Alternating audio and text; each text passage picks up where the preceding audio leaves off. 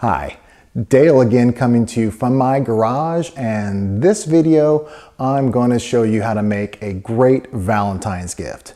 Making a gift with your own two hands is just such a nicer sentiment, saying that, hey, you care enough to take the time to do this. So this video, I'm going to show you how to make this picture frame. It's easy, it's inexpensive, and anybody can do it. But the gift isn't all about the frame. The gift is what you put in the frame. So stick around to the end, and I'm going to show you how to kick Valentine's up a notch by what you put in it, and it will pay off for you.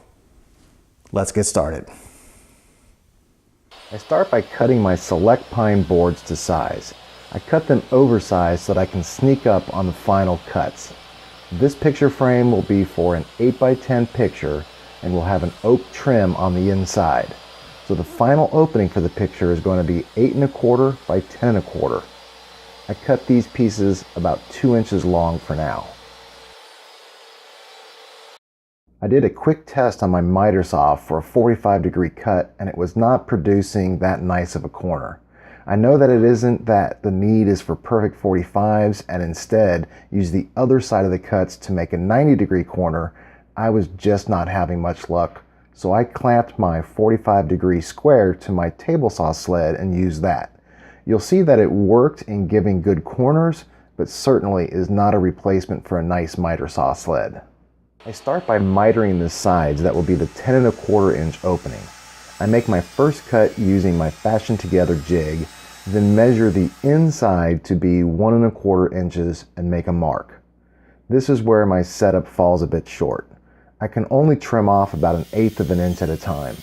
I could have taken this to the miter saw and cut it down a bit first, but this actually went pretty quick. Once I got it cut down close to my mark, I clamped it to my 45 to make sure that it would not move, and then made the final cut. Now repeat this process on the other side, measuring to a 10 1/4 inch inside miter. Then move to the top and bottom, which is the exact same process, except measure those to an 8 1/4 inch inside miter. Just a note on the wood selection that I used. While I really wanted to use fine hardwoods like maple and walnut, I didn't for a couple of reasons. First, this is my first time I'm building a frame where the mitered corners are really going to count, so I decided to use less expensive wood for my first time. Second, I already had a piece of select pine and red oak plenty big enough for what I needed, and I didn't want to go to the lumber yard just for a single board foot or two. I moved my table saw blade to about a 15-degree angle. I then run my frame pieces through, putting a bevel on the inside front edge of my frame pieces. A question I have for you all, and I'd appreciate your opinion in the comment section below. Is it better to put the bevel on the frame pieces before or after the miters are cut? Or does it really even matter? Send out the invitations and start planning the party, because it's glue up time. You've probably seen this tip no less than 1,358,742.6 times, but here it is again. For small frames like this, painter's tape is what you want to use to make the job easier. Start with the frame pieces upside down and simply tape them together. Make sure you tape them nice and straight as well as snugly together. Now add glue and fold up the frame.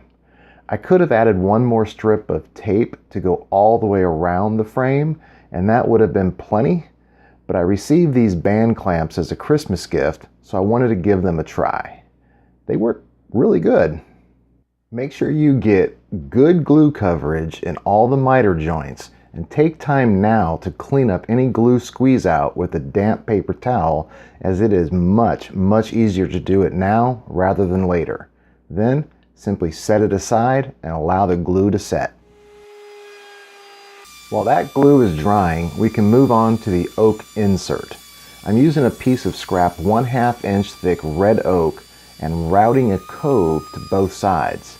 I have my router table fence on, but it's only to connect my shop vac to it. I'm not using it as a guide for this cut. Instead, I'm using the guide bearing on the router bit. Now take the oak you just routed over to the table saw. Set your fence to about 1/2 inch and rip the board so that you end up with 2 pieces of cove trim.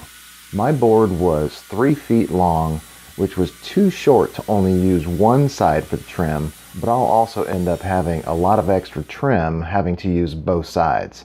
I'm sure I'll figure out something to do with all that extra trim. Using my crosscut sled, I cut 2 pieces of the trim a little longer than 10 1/4 inches and 2 more pieces a little longer than 8 1/4 inches. This will allow me to sneak up on the exact size needed for the inside frame trim. Using the same technique I used for cutting the miters in the frame, I now cut the miters in the oak trim. These trim pieces are a bit too small to clamp to my 45-degree angle guide, so I just hold on nice and tight. I sneak my way up to the perfect length. Oh yeah, 2 parties in 1 video. That's how I roll. It's glue up time again. This time for the oak trim. I'm only using a small amount of glue, but still getting good coverage. This is to minimize the squeeze out, as it's going to be pretty hard to clean up around the trim. Notice that I only put glue on the back of the trim and not in the miters. This was a mistake, and before the glue set, I came back off camera and added glue to the miters. I have some spare 3/16 inch plywood that I'll use for the back, as well as some plexiglass that I'll use for the glass front of the frame. I cut both to 8 3/16 inch by 10 3/16 inch. I'm finishing the frame with some spray polyurethane. It'll probably need 2 or 3 coats. I'll give a light sand with 220 grit sandpaper between coats. A couple of coats of poly, some sanding in between each, and this is what you end up with. Not too bad, not perfect, but I think for my first frame with mitered corners, it came out pretty well. I'm really happy with it. I know a lot of you are going to be saying there's no way that just gluing the mitered end grain to end grain is going to be strong enough and hold, but I got to tell you, it feels really tight, really strong. This is very lightweight. It's not going to be moved around a lot, and I really think it's going to be fine. I did think about making a spline jig and putting splines in it, but I wanted this to be a really fast and really easy build, so I didn't do it. But I can tell you that I did have a lot of fun building this, and I see myself making a lot more frames in the future. Because of that, I will definitely be building a spline jig as well as a miter jig to make these a lot nicer and a lot stronger, a lot faster. Putting it together really couldn't be much easier. First you start with the plexiglass that we cut, then the artwork, and then the back panel that we cut. To keep it all in, I use these glazing points. They're small, easy to use, doesn't really take much to hold this in. Real simple to use. Just take them, push them up into the wood, use your screwdriver to really get it in there nice and neat. Doesn't take much.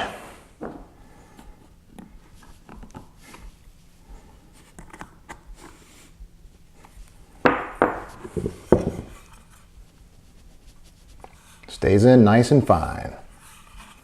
Like I mentioned earlier, the frame is not the only piece of this Valentine's gift. It's what you put in the frame is what really makes Cupid smile. So here is a tip that hopefully will help you all hit a home run this Valentine's Day. Pick 3 dates that are very important to you and your significant other, the SO. Print those dates out with a little bit of text next to each one. Put it in the frame. For mine, I chose our wedding date. I had text of the I do date, the birth date of our first son, the Meet James Day, and the birth date of our second son, the Meet Eric Day. On the bottom it says, the days we will always remember. For this YouTube, I didn't use the correct dates because I didn't want to put those dates out on YouTube. I also just use normal printer paper and printed it out on a fast print so the quality is not great. For the actual piece that I put in, I'll get it printed with the correct dates. I'll also get it printed on quality paper, quality photo paper, as well as using a quality photo printer. If you wait a minute, I'm gonna go give this to my wife as an early Valentine's gift, and I'll come back and let you know what she thinks about it. Hold on, be right back. She liked it. She really liked it. If you liked this project, do me a favor and give me a thumbs up, share it out to your friends, and subscribe so you can follow along. For now, I'm gonna go back in and ask her, how much did she like it again? Until next time, see ya.